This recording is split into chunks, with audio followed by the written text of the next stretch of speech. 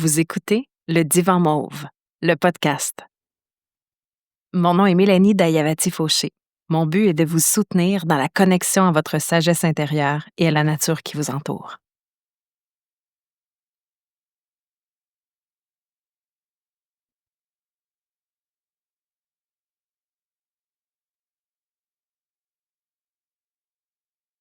Namasté tout le monde. Dans ce 4e épisode, je réfléchis sur la quête de la perfection. Je vous raconte l'histoire du porteur d'eau et de la jarre fêlée. Et j'aborde avec vous la vulnérabilité, son importance, ainsi que la sécurité émotionnelle. En tout dernier lieu, je vous parle aussi d'une toute autre vision de la perfection. Bonne écoute.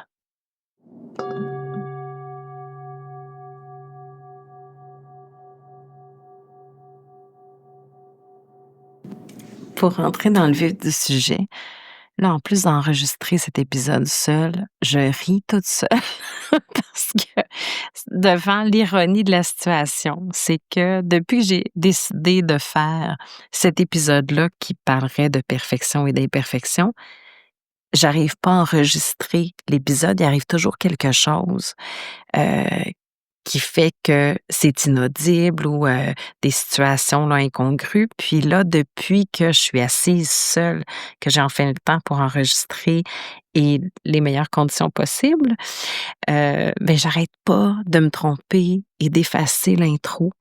Donc là, ce que je vais faire avec vous, c'est que je vais essayer de ne plus rien effacer à partir de maintenant, même s'il y a des erreurs, parce que c'est justement ça mon sujet, le, la recherche impossible de la perfection. Puis ça fait des années que j'essaie de déconstruire euh, cette idée selon laquelle, c'est moi qui crois ça, là, à cause des dictats de la société, de ce que j'ai appris quand j'étais jeune. Puis je sais que je suis pas la seule. J'ai beaucoup de clientes qui me parlent de ça, que ce soit en yoga, en shiatsu ou en herboristerie. Ça revient souvent, cette espèce de euh, d'idée selon laquelle, je vais parler pour moi, OK? Je n'aurais pas de valeur si j'étais pas en quête ou sur le chemin d'essayer d'atteindre la perfection. OK? Ce qui est, je vous l'accorde, ça n'a aucun sens logique. Si je suis en train d'essayer d'atteindre la perfection, je passe à côté de ma vie, vous me comprenez? Ça fait plusieurs années que j'essaie de déconstruire ça dans mon cerveau pour être dans le moment présent. Ça fait vraiment beaucoup d'années. Puis un des livres qui m'a aidé là-dessus, je l'ai juste à côté. Justement, on va entendre plein de bruit, ce qui est loin de la perfection. Bon, ça s'appelle La grâce de l'imperfection. Lâchez prise sur ce que vous pensez devoir être et soyez qui vous êtes. C'est de Brené Brown. Je vais vous laisser les informations sur le livre dans les notes du podcast. C'est vraiment elle qui m'a fait approfondir ma recherche, mon questionnement sur ma déconstruction de la perfection. Donc, la quête de la perfection, moi, j'appellerais ça plus la quête illusoire de la perfection. Parce que qu'est-ce que c'est? De quoi on parle là? Selon le dictionnaire Robert, j'avais cherché la définition, puis le dictionnaire Robert me donne comme définition de la perfection l'état ou la qualité de ce qui est parfait, notamment dans le domaine moral et esthétique. Moi, le côté moral, là, c'est ce qui me touche le plus. Le Larousse, lui, dit l'état de quelqu'un, de quelque chose qui est parfait. En deuxième, qualité de l'esprit ou du corps portée au plus haut degré. Je trouve que c'est vraiment intéressant, ça, comme définition. Puis, personne ou chose parfaite, tout simplement. Je pense que c'est dans Wikipédia que j'avais trouvé une des définitions qui me parle le plus, qui est celle qu'une petite voix me répète, semble me répéter dans ma tête, puis j'essaie de chasser cette petite voix. La perfection réunit toutes les qualités et n'a pas de défaut. Premièrement, est-ce qu'on a déjà vu, entendu, fait expérience de quelque chose comme ça? Je veux dire, qu'est-ce que c'est? Comment c'est possible qu'on ait pu penser qu'un but intéressant et valable, ce serait d'essayer de devenir quelqu'un ou quelque chose qui est dénué de défauts. Donc moi, ça m'a vraiment suivi longtemps. Tu sais, j'ai fait du ballet classique quand j'étais petite, puis là, on recherche tout à fait la perfection dans ce domaine-là.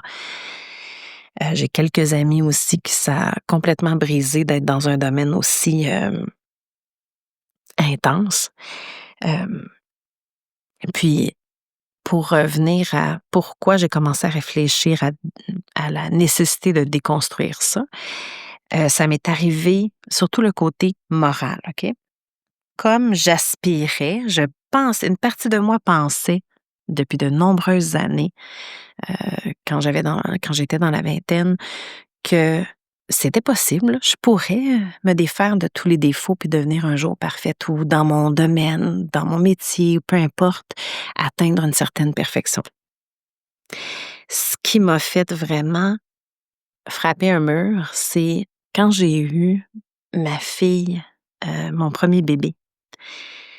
C'est le côté esthétique, ça, j'avais déjà travaillé là-dessus en faisant du yoga, c'est-à-dire me défaire du côté fausse perfection là, physique, c'est-à-dire dans le yoga traditionnel, le hatha yoga, on vise une recherche de bien-être intérieur et non pas un bien-être qui n'est pas basé sur qu'est-ce que j'ai l'air, comment mon corps est à l'extérieur. On ne recherche pas à suivre des dictats esthétiques. On est vraiment dans l'acceptation du corps tel qu'il est. Donc ça m'avait vraiment beaucoup aidé depuis plusieurs années avant que je devienne enceinte à me défaire, tu sais, en grande partie de ces idéaux-là. Inatteignables. Mais c'est quand j'ai eu ma fille après l'accouchement, quelques mois après sa naissance, j'étais dans un état d'anxiété assez élevé. Maintenant. Je pense que j'en étais pas consciente complètement à cette époque-là, mais maintenant, je peux dire que j'étais très anxieuse. Puis, d'où me venait cette anxiété-là? C'était surtout le jugement que je portais envers moi-même. J'essayais d'être une mère parfaite. Donc, qu'est-ce que ça veut dire exactement? Je sais pas, je sais même pas à quoi ressemblait la mère parfaite. C'était une mère qui n'existait pas. Dans le fond, mon idéal, c'était quelqu'un qui n'existe pas, qui se fâche jamais, qui est jamais fatigué, qui est jamais dérouté par les pleurs de son bébé, qui sait toujours quoi faire quand son bébé pleure, peu importe quel type de pleurs. Puis j'étais dans cet état-là sans me rendre compte que c'est impossible ce que j'essayais d'atteindre. Ça me mettait une pression. C'était moi-même qui me mettais une pression énorme. Donc, je suis allée consulter en ostéopathie, entre autres, plusieurs thérapeutes. J'ai aussi physiquement, j'avais mal, puis aussi je voulais vérifier comment mon bébé allait à peu près vers 8 mois parce qu'elle pleurait souvent pour une raison que je ne trouvais pas. Mais là, vous allez rire, celles qui sont mamans. C'est sûr que nos bébés, des fois, ils pleurent, puis on ne sait pas pourquoi, évidemment. Mais c'était mon premier bébé, on se souvient, puis j'étais anxieuse. Ben, la thérapeute, l'ostéopathe à l'époque, si jamais elle écoute le podcast, elle va sûrement se reconnaître. Elle m'avait dit la chose qui m'a fait frapper un mur, mais qui était vraiment excellente. Elle m'avait dit, écoute, Mélanie, ton bébé a 8 mois, là. On s'entend que tu viens juste d'accoucher, là. T'as un bébé tout neuf, là. Je veux te dire quelque chose d'important. Je pense que tu essaies d'être une mère parfaite. Puis là, je l'ai regardée en me sentant vraiment interpellée, puis aussi très émue. J'avais les larmes qui me montaient aux yeux, juste parce qu'elle venait de me dire ça. Puis, elle me regardait dans les yeux, puis elle m'a dit, sais-tu c'est quoi la meilleure façon pour devenir une très mauvaise mère? Puis je l'ai regardée, puis j'ai dit, non. Elle m'a dit, c'est d'essayer d'être une mère parfaite. Ça m'a vraiment rentré dedans. Mais ça m'a permis, j'en suis très reconnaissante parce que ça m'a permis de débuter une réflexion sur la pression que je me mettais, puis d'où ça venait. C'est pour ça que je vais vous parler de la quête de la perfection, pour commencer, parce que c'est une quête impossible. Ça peut juste nous amener à notre perte. Puis si on essaie de se concentrer seulement à atteindre une perfection, peu importe c'est dans quel domaine, peu importe si c'est au niveau moral ou au niveau... Je dis pas de pas avoir de but, de pas essayer de s'améliorer, on travaille sur soi, mais si on essaie d'atteindre quelque chose qui n'existe pas, on va juste frapper un mur. Puis ça va nous empêcher d'évoluer. Donc, dans le même ordre d'idée, là, plusieurs années plus tard, si vous voulez, si vous l'avez pas entendu, vous irez réécouter le premier épisode qui en parle, Chance ou malchance, qui peut le dire. C'était suite, dans cet épisode-là, je parle du feu quand notre maison a brûlé. Puis c'était quelques mois après ça, j'essayais de faire grandir mon entreprise, mais je me sentais cassée. Je me sentais, comment je pourrais expliquer ça? Je sentais que je m'étais totalement éloignée, même si je n'étais plus dans la quête de la perfection, je sentais que je m'étais assez éloignée de l'idéal que j'avais de la thérapeute en shiatsu ou de la professeure de yoga. Parce qu'il y a une partie de moi qui pensait encore que pour que je puisse enseigner le yoga, la philosophie yogique derrière ça, pour que je puisse faire du bien aux gens qui venaient me voir en shiatsu pour des soins, il fallait que moi, j'aille vraiment bien à tous les niveaux. J'avais cette idée-là cachée derrière qui est ressortie à cause du trauma du feu. Là, ça m'a vraiment fait quelque chose d'intense. Puis je me sentais juste que je sentais juste que j'étais en train de courir après ma queue, là. Essayer de reprendre les rênes de ma vie, subvenir aux besoins de mes enfants. Puis je me sentais plus aussi groundée, en confiance qu'avant le feu. Puis j'avais vu un ami et coach de vie, puis dans une des séances, c'est là qu'il m'a conté l'histoire que je vais vous conter, qui est l'histoire de la jarre brisée ou la jarre fêlée, je pense que c'est comme ça que je l'ai appelée au début. C'est une histoire qui s'est racontée de bouche à oreille, donc c'est sûr que les versions vont être différentes là, d'un endroit à l'autre. Mais ça va comme suit. C'est l'histoire d'un porteur d'eau. Un porteur d'eau en Inde. Puis, il transporte, comme à tous les matins depuis 2 ans, sur son dos une grande planche, puis aux extrémités de la planche sont suspendus 2 jarres. Du côté gauche, c'est une jarre totalement parfaite. Une jarre luisante, toute belle, aucune fêlure, vraiment fantastique. Puis depuis 2 ans, il transporte de l'eau dans cette jarre-là pour aller l'apporter sur un long chemin, pour aller l'apporter à son maître. Puis il réussit toujours à rapporter toute l'eau de cette jarre-là. Puis du côté droit, il transporte une jarre fêlée. Cette jarre-là est pas mal abîmée par le temps, par le soleil, puis elle a des petites fêlures. Puis ça fait que à la fin de chaque journée, à la fin de son trajet à chaque jour, quand il apporte l'eau, il réussit seulement dans cette jarre-là à apporter la moitié de l'eau, du contenu de la jarre. Parce que la jarre fêlée a laissé s'échapper environ la moitié de son contenu. Donc, ça fait 2 ans déjà qu'il fait ce travail-là de porteur d'eau, fait son travail avec diligence. Puis, un jour, il entend pleurer. C'est la jarre du côté droit qui pleure. Puis il lui demande, mais pourquoi tu pleures? Puis elle dit, j'ai vraiment honte. J'ai tellement honte de moi. Je me sens vraiment tellement pas parfaite. Puis je sens que je te nuis. Mais pourquoi tu dis ça? Pourquoi tu penses que tu me nuis?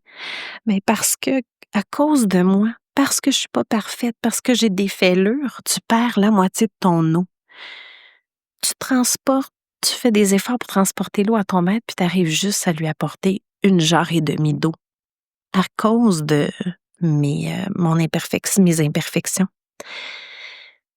Le porteur d'eau, il regarde sa jarre, puis il lui dit, écoute, on va monter encore jusqu'à la maison de mon maître aujourd'hui, puis je veux te montrer quelque chose. Observe bien le chemin tout le long de la route en terre battue qu'on va monter comme à tous les jours. Rendu en haut près de la maison, il demande à sa jarre, est-ce que tu as bien observé du côté droit de la route toutes les belles fleurs qui ont poussé de façon merveilleuse, puis qui m'ont permis à chaque jour d'apporter des belles fleurs fraîches à mon maître pour qu'il puisse décorer sa maison puis la table avec ça. As-tu remarqué? J'aurais dit oui. Et as-tu remarqué que de l'autre côté, c'est presque tout sec, il n'y a presque pas de fleurs et de végétation du côté de la jarre parfaite? Écoute, je savais depuis 2 ans que tu étais une jarre fêlée, mais j'en ai pris mon parti. J'ai semé des petites graines tous les jours, puis l'eau qui coulait de tes petites fissures a permis à toutes ces belles fleurs et cette végétation de grandir.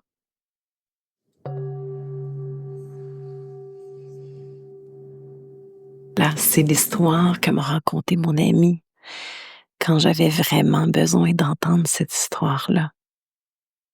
J'aimerais, comme disait ma grand-mère, être un petit oiseau pour pouvoir voir votre réaction. L'aviez-vous déjà entendu cette histoire? Euh, Si oui, est-ce que ça vous fait du bien de la réécouter? Puis sinon, qu'est-ce que ça vous enseigne?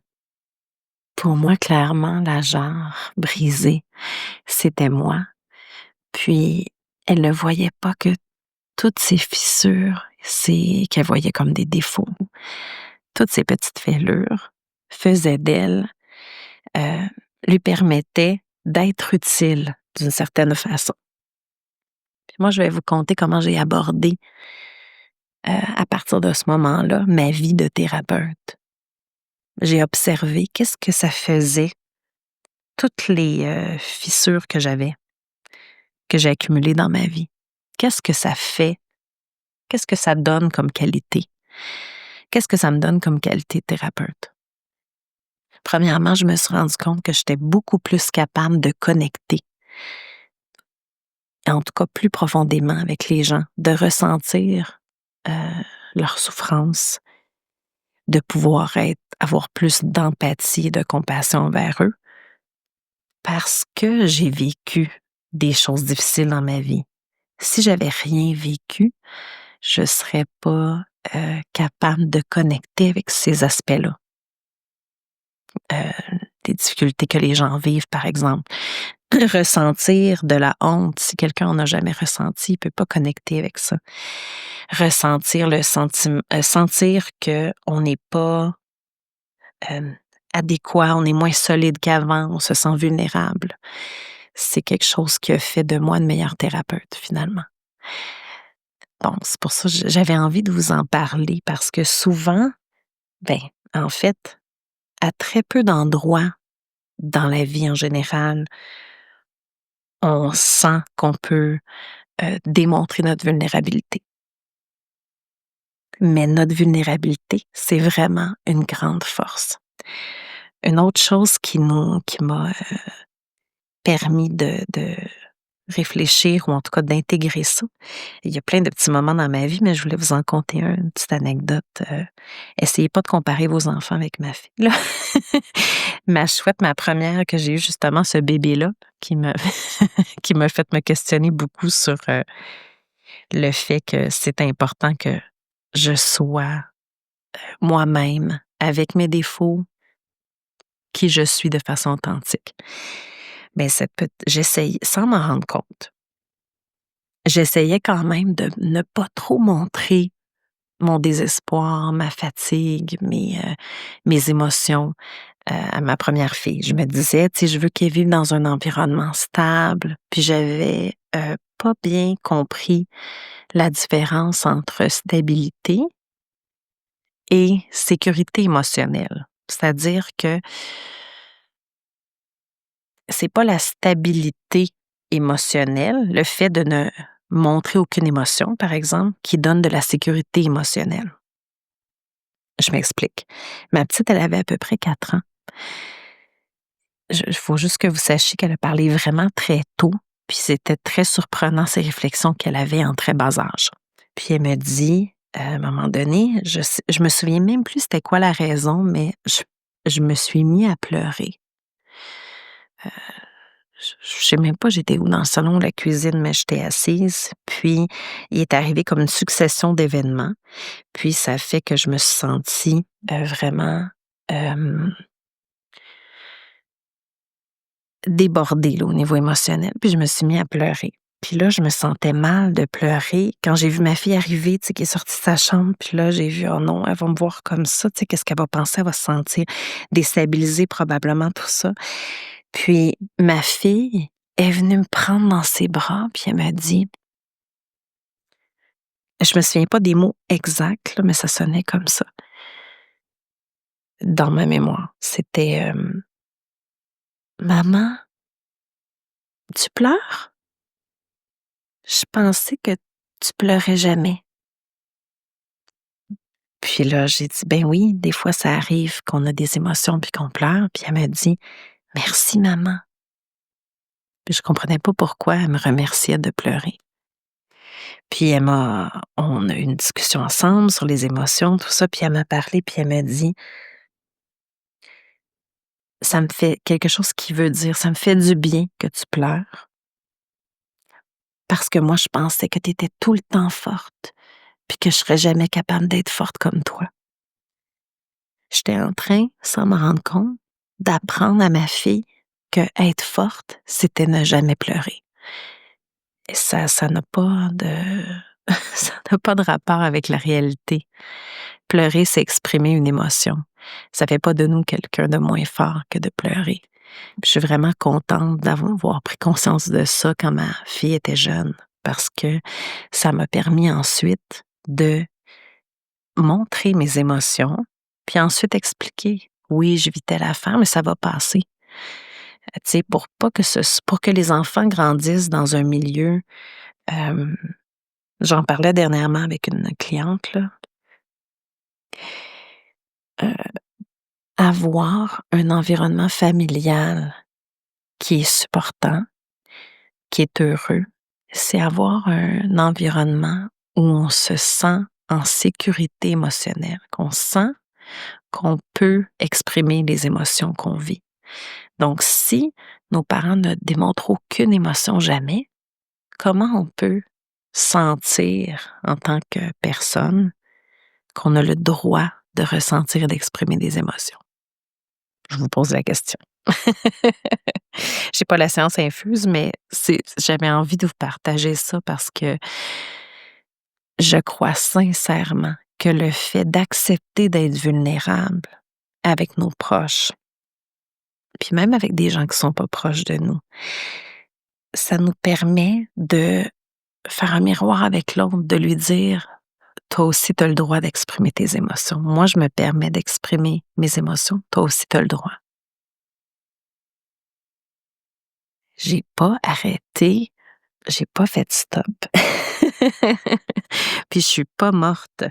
Donc c'est ça, c'était un test que je faisais aussi en même temps pour voir est-ce que je suis capable de supporter le fait de faire des erreurs. J'ai fait des j'ai fait toutes sortes de choses qui font que mon épisode ne sera pas parfait.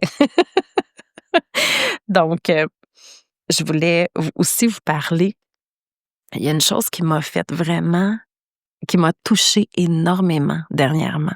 Ça fait 3 fois que j'entends de la bouche de différentes personnes issues des Premières Nations, au Québec, expliquer la notion de perfection. Puis ça m'a vraiment surpris parce que nous, on dit il faut accepter, puis même Brené Brown, qui est une Américaine, dit dans son livre, il faut accepter notre vulnérabilité, nos imperfections. Puis les 3 personnes que j'ai entendu parler du concept de perfection qui étaient issues des Premières Nations ont dit quelque chose qui m'a vraiment intriguée, puis ensuite j'ai décidé de l'intégrer. J'ai trouvé ça tellement beau. Selon eux, il y a pas l'imperfection n'existe pas, puisqu'on fait partie de la nature. L'humain, selon les Premières Nations, doit se mettre au centre de la création, donc, c'est-à-dire protéger la nature qui l'entoure, savoir qu'il en fait partie, respecter et protéger. Puis, en ce sens, il est parfait comme il est. Je vous explique. Si on veut se rendre en quelque part, on fait un voyage. Notre but, notre perfection, entre guillemets, là, c'est réussir à se rendre au sommet. OK? Mais pour se rendre au sommet, il faut marcher tout le chemin dans les montagnes pour se rendre au sommet. Si je refuse d'être dans le trajet, j'arriverai jamais à la fin de mon chemin. Donc, tout le chemin, peu importe à quoi il ressemble, est parfait déjà, parce qu'il nous permet de se rendre où on veut aller. Même chose pour un humain. Quand on est bébé, est-ce que vous vous souvenez sûrement déjà d'avoir vu un bébé naissant. Donc, y a-t-il quelqu'un qui a eu un bébé naissant ça pourrait lui passer par l'idée de dire que cet enfant-là est imparfait, là. Un bébé, là, quand il naît, là, on a la sensation que c'est un petit être parfait. Pourtant, si on regarde de façon rationnelle, la peau du bébé est tout plissée. Des fois, il ressemble comme un petit visage de vieillard. Puis leur peau n'a pas du tout la couleur qu'elle va avoir dans quelques jours. Puis ils ont un petit revêtement sur la peau, une petite couche protectrice qui n'est pas nécessairement ragoûtante. Mais malgré l'aspect esthétique, on dit que le bébé est parfait. Il n'est pas encore rendu un adulte, mais toutes les étapes pour se rendre à l'adulte sont parfaites puisqu'on est en chemin. Là, en ce moment, je fais l'épisode devant le fleuve Saint-Laurent à Sainte-Anne-des-Monts. Je vais vous mettre dans le podcast où je suis, dans les notes, parce que c'est trop extraordinaire ici. C'est la mer, en fait, là, c'est quand le fleuve devient salé. Puis je regarde ce que je vois devant moi. Pour moi, c'est la perfection incarnée. L'eau, les roches, les cailloux, la façon que c'est disposé. Pourtant, il n'y a rien qui est symétrique, il n'y a rien qui est égal. Il y a les feuilles, toutes les plantes qui poussent naturellement sur le rebord, sur la berge, sont disposées de façon naturelle. Si on faisait un jardin comme ça, on dirait, ben voyons, t'as pas mis ça symétrique. Pourtant, moi, quand je regarde cette nature-là, qui n'a pas été touchée, pour moi, c'est ça la vraie perfection. Donc, si on trouve que la mer, c'est parfait, si on trouve que les arbres sont parfaits, pourquoi on ne trouverait pas que nous, on est parfait? Puisque comme les Premières Nations nous le rappellent, nous faisons partie de la nature, nous sommes naturellement parfaits parce que nous avançons sur notre propre chemin, que nous sommes en transformation constante, en évolution constante, simplement en acceptant, en étant qui nous sommes. Puis c'est en fait ce qui me trouble un peu parce que dans ma jeunesse, mes parents, mes grands-parents, mes ancêtres étaient catholiques. Puis ce qu'on enseignait aux enfants, c'est que on est imparfait, puis qu'il faut prier pour être sauvés, être libérés de nos péchés. Alors que cette vision-là, qui est assez nouvelle pour moi, mais qui pourtant est très ancienne, des Premières Nations, c'est le fait qu'on est parfait tel qu'on est. Donc, si on part de ce principe-là, OK? Il nous reste seulement à travailler très fort pour s'honorer, se respecter, s'apprécier, s'accueillir tel qu'on est et s'aimer, puisqu'on est parfait. Je vous laisse là-dessus aujourd'hui. Je vous dis merci pour votre écoute et à très bientôt. Om Shanti.